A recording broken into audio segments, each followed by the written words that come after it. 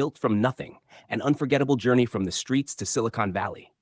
Chapter 1: Smoke, Sirens, and Silence. Elijah Brooks was 15 when his house burned down. Detroit winters were cruel, the kind of cruel that got into your bones, cracked them open, and whispered, "You're nothing." Elijah had heard that whisper his whole life.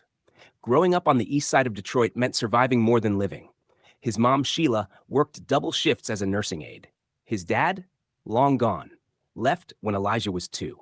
No postcards, no calls, just space and silence. The night the house caught fire, Elijah had just come home from school. A faulty space heater, a frayed wire. It didn't matter. All he remembered was the thick smoke, the screaming, and his mother's tear-streaked face as she pulled him out of the second-floor window with the help of a firefighter. From that night on, they were homeless. Chapter 2: Motels, Mice, and Mornings. They shuffled between shelters and sketchy motels, living week to week. Elijah learned to do homework under flickering yellow lights, surrounded by coughing strangers and screaming toddlers. But he didn't complain. He observed. While others drowned in misery, Elijah paid attention. He watched how people hustled, traded favors, gamed the system. He kept a small spiral notebook where he wrote down things, not raps or poetry like other kids, but systems, business names, features for apps, solutions to problems. He had no laptop, no phone, but he had Google and a public library. He taught himself HTML on dusty desktops, read PDF books on machine learning, and filled notebooks with wireframes and diagrams. His high school computer teacher, Mr. Tanner, noticed. "You're not just smart, Elijah. You're hungry," he said one afternoon. "I don't have a choice," Elijah replied. Chapter 3: The Hustle Begins. By 17, Elijah was running small code scripts on school computers and borrowing laptops from friends to test APIs. One of his first ideas was BlockHelp, an app to connect elderly neighbors with teenagers who could run errands or fix things for small payments or community credits. He didn't have the money to launch it, but the blueprint was done. Complete with UI mockups sketched in pencil, he pitched it at a city youth tech event. Didn't win, but someone noticed. Chapter 4: A Stranger Named Ava.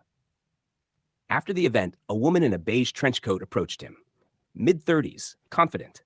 "You built that whole concept alone?" she asked. "Yeah," he said, "on borrowed Chromebooks." "I'm Ava Monroe. I work with a Venture Scout program. Here's my card." Elijah clutched that card like it was gold. He didn't call for 3 months. He wanted to be ready. When he did, Ava asked for a Zoom. She saw his sketches, his notes, his passion. "You've got founder DNA," she said, "but you need polish."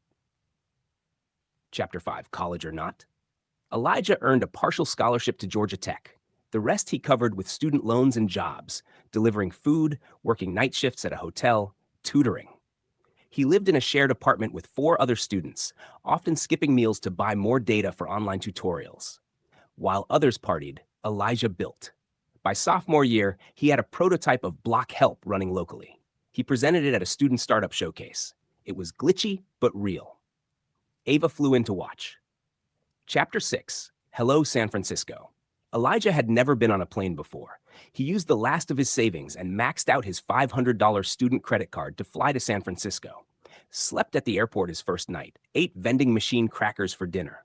The next morning, he walked 6 miles to a meeting with a small angel fund in Soma, wearing a secondhand blazer and worn-out sneakers. The pitch? Raw, passionate, and improvised. But it struck a chord. "You've got fire," the lead investor said. "We'll start you with 50 kali, build a working prototype. You've got 3 months. That night, Elijah cried in the corner of a hostel bed, not because he was happy, because he was terrified. Now he had something to lose. Chapter 7: The Grind. Elijah worked out of shared spaces and cafes. He found 2 roommates on Craigslist, both startup dropouts. He learned more from their failures than any book could teach. He coded for 16 hours a day. Survived on instant noodles and YouTube motivation. BlockHelp slowly came to life. The first version was buggy. Crashed constantly, but it worked. He piloted it in 3 neighborhoods in Oakland. It exploded. Elderly users loved the safety features. Teens made some pocket money. Local churches promoted it. A community center hosted an outreach event. It was real now. Chapter 8: Investors' egos and fire. Seed round closed, 750K. Elijah hired his first team, 4 people, scrappy, passionate, mostly college dropouts. One of them, Miles, became CTO. Smart, fast, dangerous. But cracks appeared fast. Miles wanted growth over ethics. Elijah wanted both. Miles suggested selling anonymized data. Elijah refused. We can't exploit the people we're trying to help, he said. The debate turned ugly. Board members got involved. Tensions built. Chapter 9. Betrayal. Elijah stayed up one night working on new security features when he noticed unusual activity on the repo. Miles had forked the entire codebase. Days later, a TechCrunch article broke the news. Former BlockHelp CTO launches competing platform backed by rivals. Elijah stared at his screen, stunned. His co-founder, his friend, gone, and millions in IP gone with him. Chapter 10. Crash and burn. The media smelled blood. BlockHelp's data security was questioned. A minor data breach, just emails, was blown out of proportion. Investors pulled back. Board demanded a merger or shutdown. In 6 weeks, the office lease was canceled. Team laid off. Bank account nearly empty. Elijah once again had nothing. He packed his duffel bag, handed over his keys, and left San Francisco with $307 and a broken heart. Chapter 11. The Motel Mirror. Back in Atlanta, Elijah checked into a $35 per night motel. For the first time in years, he almost gave up. He stared at the ceiling fan, thinking about his mom, about Detroit, about Miles laughing in some boardroom. But he didn't break. He opened his laptop, stared at the old BlockHelp wireframes, and whispered, "They can steal my code, not my calling." He began again. Chapter 12. Rebuild from ruins. Elijah rebranded the platform. New name, Bridge. Tagline, connecting strengths, restoring communities. This time, he focused not just on chores and errands, but added job listings, mental health resources, microloans, and a local alert system. He tightened security, encrypted everything, and rebuilt the codebase from scratch. Clean, fast, scalable. He pitched Bridge on Product Hunt.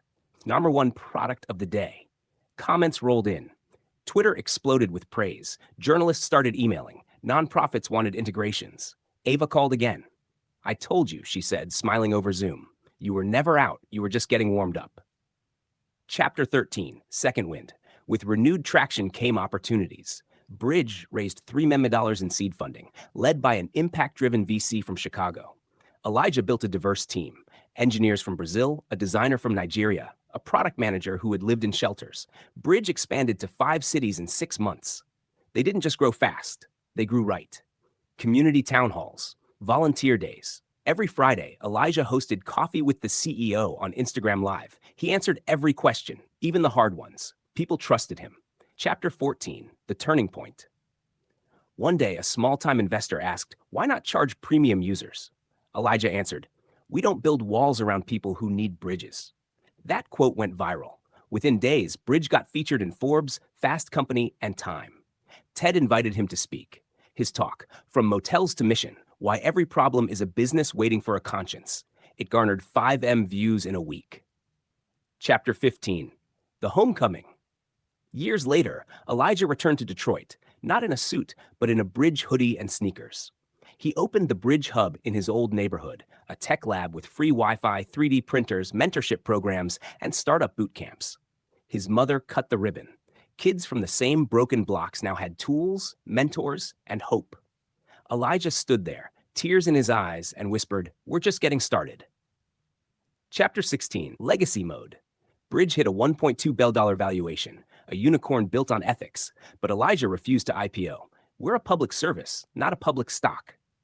He started Bridge University, a tuition-free coding school, wrote a book, Code of Honor, part memoir, part manual for underdog entrepreneurs. When asked by a reporter, "What's your proudest moment?" he smiled. Giving people what I never had, belief, bandwidth, and a blueprint. Epilogue, a note from Elijah. Don't wait to be chosen. Choose yourself. If you've ever been hungry, homeless, hurt, or hustled, you already have what it takes. You are the blueprint. Build from that.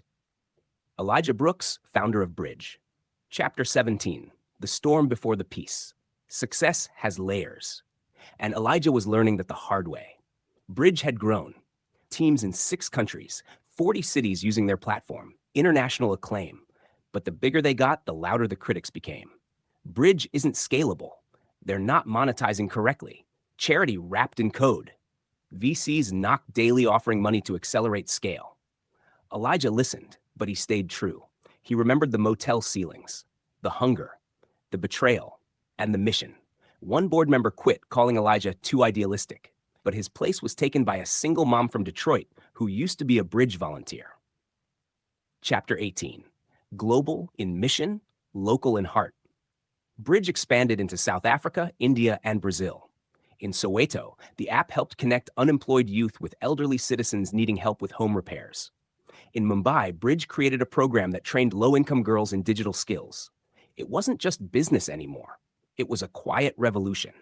Elijah refused to license the platform to governments. Bridge belongs to the people, not politics, he said. Chapter 19. Miles returns. Yes, the same man who stole from Elijah showed up. One morning, Elijah received an email with the subject, "No apologies, just gratitude." Inside, a message, "You were right. I burned it all down, and I see what you've built. It shames me in the best way. I'm rebuilding, not to beat you, but to become someone my daughter can be proud of. Thank you, E." Elijah closed the laptop. He didn't respond.